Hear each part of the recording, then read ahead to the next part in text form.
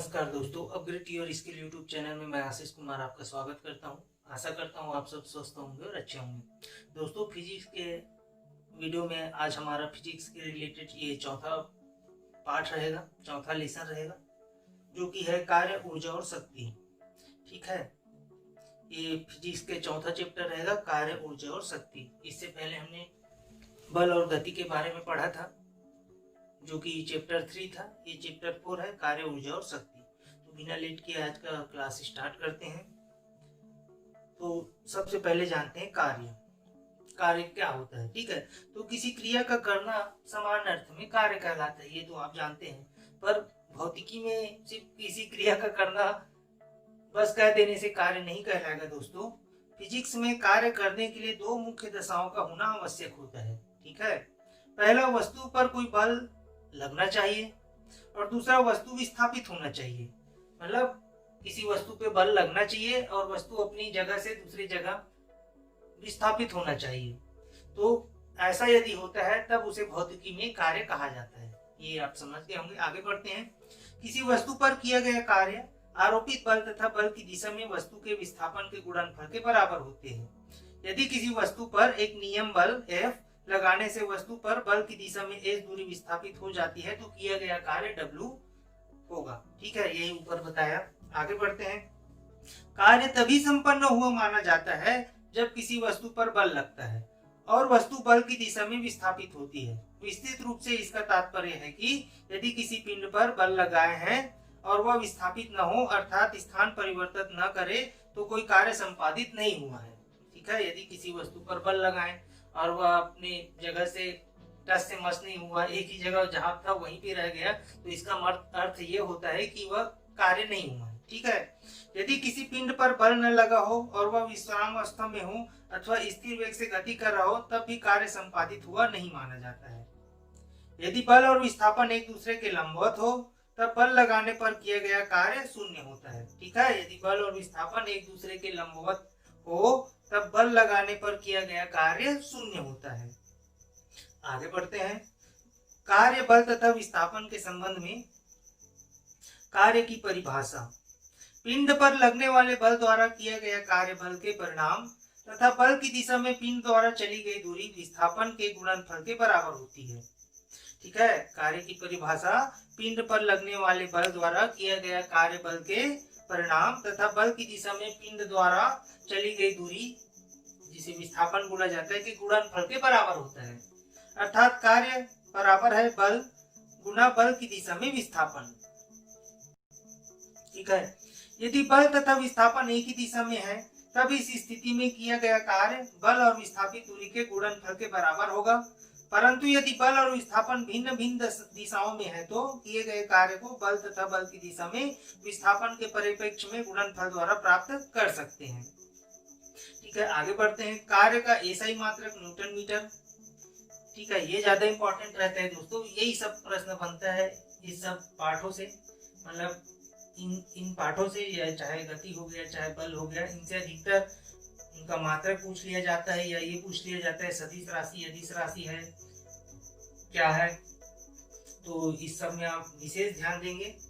अब बात कर लेते हैं इस मात्रक को जूल भी कहते हैं। ठीक है, जो न्यूटन मीटर है इसे जूल भी कहते हैं। एक न्यूटन बल लगाने पर यदि पिंड की बल, ठीक है, यदि एक न्यूटन बल लगाने पर यदि पिंड बल की दिशा में 1 मीटर विस्थापित हो तो बल द्वारा किया गया कार्य 1 जूल होता है। ठीक है, 1 न्यूटन बल लगाने पर यदि पिंड बल की दिशा में 1 मीटर विस्थापित हो जाता है तो किया गया कार्य 1 जूल होता है। आगे बढ़ते हैं। अब बात करते हैं ऊर्जा। जो वस्तु कार्य करती है उसमें ऊर्जा की हानि होती है। ठीक है, यदि आप काम करेंगे तो जाहिर सी बात है आप में ऊर्जा की हानि होगी। ठीक है, तथा जिस वस्तु पर कार्य किया जाता है उसमें ऊर्जा की वृद्धि होती है। किसी वस्तु में कार्य करने की क्षमता उस वस्तु में निहित ऊर्जा कहलाती है। ठीक है, किसी वस्तु में कार्य कराने की क्षमता उस वस्तु में निहित ऊर्जा कहलाती है। याद रखेंगे, ऊर्जा एक अदिश राशि होती है। ठीक है, और इसका एसआई मात्रक जूल होता है। ठीक है, ऊर्जा एक अदिश राशि होती है और इसका एसआई मात्रक जूल होता है। किसी ऊर्जा का 100% रूपांतरण प्रायोगिक रूप से संभव नहीं है। ठीक है, किसी ऊर्जा का 100% रूपांतरण प्रायोगिक रूप से संभव नहीं है, क्योंकि ऊर्जा कार्य के रूपांतरण की प्रक्रिया में कुछ ऊर्जा अनुप्रयुक्त रह जाती है अथवा कुछ व्यर्थ हो जाती है।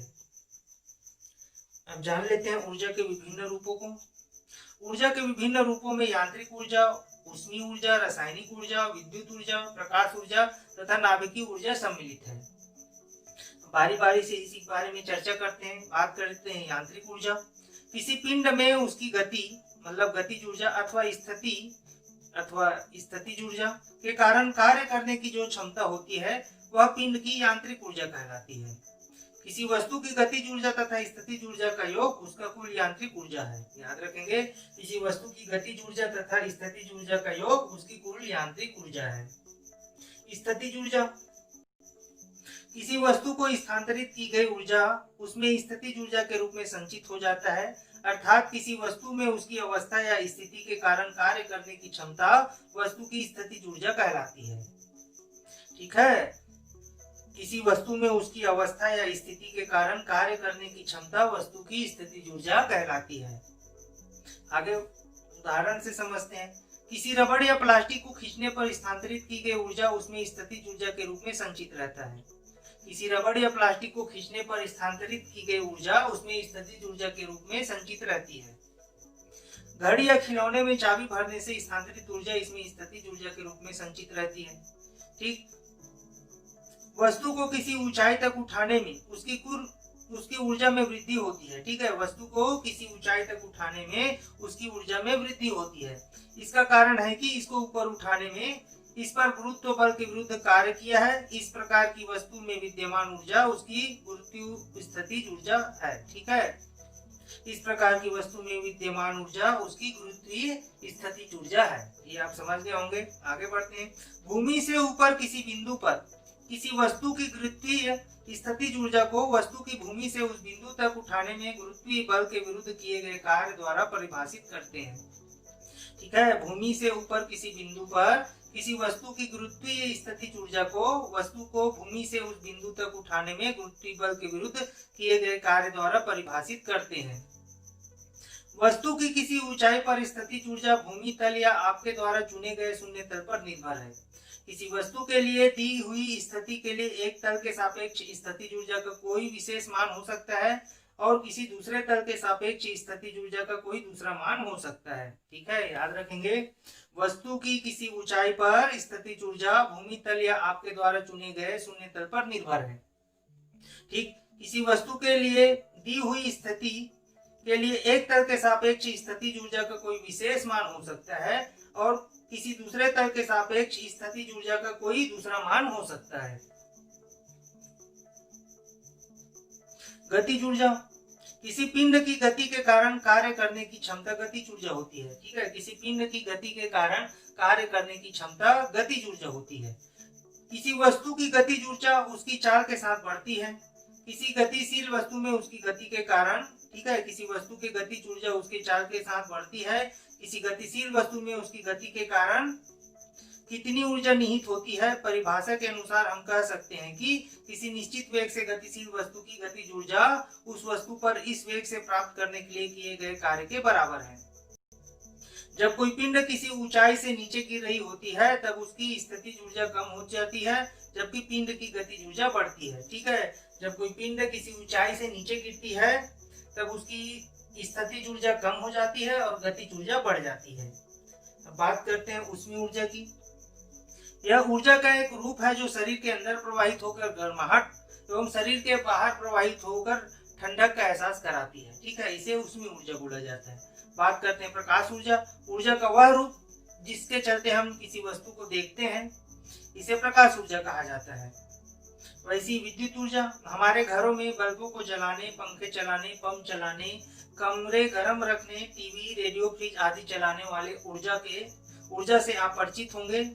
इसे ही विद्युत ऊर्जा कहा जाता है। ठीक है, बात करते हैं चुंबकीय ऊर्जा। तो हम जानते हैं चुंबक लोहे के टुकड़े को आकर्षित करती है।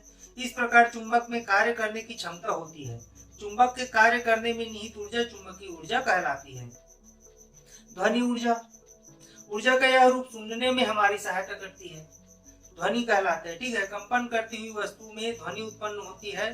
स्रोत से उत्पन्न होकर ध्वनि तरंगे सुनने वाले तक द्रव के माध्यम से पहुंचती है। याद रखेंगे, स्रोत से उत्पन्न होकर ध्वनि तरंगे सुनने वाले तक द्रव के माध्यम से होकर पहुंचती है। आगे बढ़ते हैं। नाभिकीय ऊर्जा। नाभिकीय ऊर्जा गैर परंपरा ठीक है, नाभिकीय ऊर्जा गैर पारंपरिक ऊर्जा का एक प्रकार है जो द्रव्यमान के रूप में रूपांतरण के समय नाभिकीय अभिक्रिया द्वारा मुक्त होती है। नाभिकीय ऊर्जा गैर पारंपरिक ऊर्जा का एक प्रकार है जो द्रव्यमान के ऊर्जा के रूपांतरण के समय नाभिकीय अभिक्रिया द्वारा मुक्त होती है। ऊर्जा संरक्षण के नियम। ऊर्जा रूपांतरण की अवस्था में निकाय की कुल ऊर्जा अपरिवर्तित रहती है। ठीक है, ऊर्जा रूपांतरण की अवस्था में निकाय की कुल ऊर्जा अपरिवर्तित रहती है। यह ऊर्जा संरक्षण का नियम है। ठीक है, इस नियम के अनुसार ऊर्जा केवल एक रूप से दूसरे रूप में रूपांतरित हो सकती है, न तो इसकी उत्पत्ति की जा सकती है और न ही विनाश। याद रखेंगे, रूपांतरण के पहले व रूपांतरण के पश्चात कुल ऊर्जा सदैव अचर रहती है। ऊर्जा संरक्षण का नियम प्रत्येक स्थिति यह सभी प्रकार के रूपांतरणों में मान्य है। आगे बढ़ते हैं। ऊर्जा रूपांतरण एवं संरक्षण। ऊर्जा के विभिन्न रूप भिन्न भिन्न परिस्थितियों में एक रूप से दूसरे रूप में बदलते रहते हैं। ऊर्जा के एक रूप से दूसरे रूप में परिवर्तन की घटना ऊर्जा रूपांतरण कहलाती है। इसे स्पष्ट करने के लिए निम्न उदाहरण दिए गए हैं। ठीक है, बांध के भरे हुए जल में संचित स्थितिज ऊर्जा जल के किसी ऊंचाई से गिरने पर गतिज ऊर्जा में परिवर्तित हो जाती है। ठीक है, बांध के भरे हुए जल में संचित स्थितिज ऊर्जा जल के किसी ऊंचाई से गिराने पर गतिज ऊर्जा में परिवर्तित हो जाते हैं। ध्यान देंगे, बहते हुए जल की गतिज ऊर्जा टरबाइन के घूर्णन के कारण घूर्णन गतिज ऊर्जा बदल जाती है। ठीक है, बहते हुए जल की गतिज ऊर्जा टरबाइन के घूर्णन के कारण घूर्णन गतिज ऊर्जा में बदल जाती है। ठीक, फिर टरबाइन के साथ जुड़ी कुंडली चुंबकीय क्षेत्र से घूमती है और यह टरबाइन की घूर्णन गतिज ऊर्जा को विद्युत ऊर्जा में बदलती है। आगे बढ़ते हैं। हमारे घरों में बल्ब या ट्यूबलाइट विद्युत ऊर्जा को प्रकाश ऊर्जा में ठीक है, हमारे घरों में बल्ब या ट्यूबलाइट विद्युत ऊर्जा को प्रकाश ऊर्जा में बदलते हैं। ठीक है, विद्युत ओवन, हीटर, इस्त्री अथवा सोल्डर आयरन विद्युत ऊर्जा को ऊष्मीय ऊर्जा में बदलते हैं। ठीक है, तथा विद्युत पंप अथवा मोटर विद्युत ऊर्जा को यांत्रिक ऊर्जा में बदलते हैं। विद्युत पंप अथवा विद्युत मोटर विद्युत ऊर्जा को यांत्रिक ऊर्जा में बदलते हैं। एक विद्युत सेल रासायनिक ऊर्जा को, सौर सेल प्रकाश ऊर्जा को तथा ताप युग में ऊष्मीय ऊर्जा को विद्युत ऊर्जा में बदलता है। ठीक है, एक विद्युत सेल रासायनिक ऊर्जा को, सौर सेल प्रकाश ऊर्जा को तथा ताप युग में ऊष्मीय ऊर्जा को विद्युत ऊर्जा में बदलता है। माइक्रोफोन ध्वनि ऊर्जा को विद्युत ऊर्जा ठीक है, माइक्रोफोन ध्वनि ऊर्जा को विद्युत ऊर्जा में बदलता है तथा लाउड स्पीकर विद्युत ऊर्जा को ध्वनि ऊर्जा में बदलता है। ऊष्मा इंजन ऊष्मीय ऊर्जा को कार्य मतलब यांत्रिक ऊर्जा में बदलता है। ठीक है, ऊष्मा इंजन ऊष्मीय ऊर्जा को कार्य ऊर्जा में बदलता है और घर्षण के विरुद्ध किया गया कार्य ऊष्मीय ऊर्जा में बदलता है। ठीक है, यदि ऐसे घर्षण करेंगे तो इस कार्य से आप करके देखिए, गरम गरम लगेगा, तो घर्षण क्रिया से ऊष्मीय ऊर्जा उत्पन्न होती है। याद रखेंगे, एक प्रकार की ऊर्जा के दूसरे प्रकार की ऊर्जा में रूपांतरण के दौरान कुल ऊर्जा परिवर्तित रहती है, अर्थात रूपांतरण के पहले और पश्चात कुल ऊर्जा सदैव अचर रहती है। इसे ऊर्जा संरक्षण के नियम कहते हैं। विभिन्न प्रकार के आंतरिक दहन। आंतरिक दहन इंजन का संचालन का मुख्य सिद्धांत इस तथ्य पर आधारित है कि ईंधन ठोस, तरल या गैसीय इकाई के अंदर एक विशेष रूप से आवंटित काम की मात्रा में जलता है। थर्मल ऊर्जा को यांत्रिक ऊर्जा में बदल देता है। ठीक है, थर्मल ऊर्जा को यांत्रिक ऊर्जा में बदल देता है। अब बात कर लेते हैं शक्ति की। शक्ति किसी कर्ता द्वारा प्रति इकाई समय में किया गया कार्य उस कर्ता की शक्ति कहते हैं। ठीक है, किसी कर्ता द्वारा प्रति इकाई समय में किया गया कार्य उस कर्ता की शक्ति कहलाती है, अर्थात शक्ति कार्य करने की समय दर है। याद रखेंगे, शक्ति कार्य करने की समय दर है और यह एक अदिश राशि है। ठीक है, शक्ति एक अदिश राशि है। अब बात करते हैं शक्ति की मात्रक। यदि कार्य जूल में है, ठीक है, यदि कार्य जूल में और समय सेकंड में मापा गया हो तो, ठीक है, यदि कार्य जूल में और समय सेकंड में मापा गया हो तो शक्ति का मात्रक जूल प्रति सेकंड होगा। ठीक है, यदि कार्य जूल में और समय सेकंड में मापा गया हो तो शक्ति का मात्रक जूल प्रति सेकंड होगा। ठीक है, जूल प्रति सेकंड को ब्रिटेन के वैज्ञानिक जेम्स वाट के सम्मान में वाट कहा जाता है। ठीक है, जूल प्रति सेकंड को ब्रिटेन के वैज्ञानिक जेम्स वाट के सम्मान में वाट कहा जाता है। वाट शक्ति का एसआई मात्रक है, याद रखेंगे, वाट शक्ति का एसआई मात्रक है। ठीक है, मशीन के कार्य करने की क्षमता वाट या किलोवाट में व्यक्त की जाती है। याद रखेंगे, मशीन में कार्य करने की क्षमता वाट या किलोवाट में व्यक्त की जाती है। शक्ति का अन्य प्रचलित मात्रक अश्व शक्ति है। ठीक है, शक्ति का अन्य प्रचलित मात्रक अश्व शक्ति है, जिसका संकेत एचपी होता है। ठीक है, और 1 एचपी बराबर होता है 746 वाट।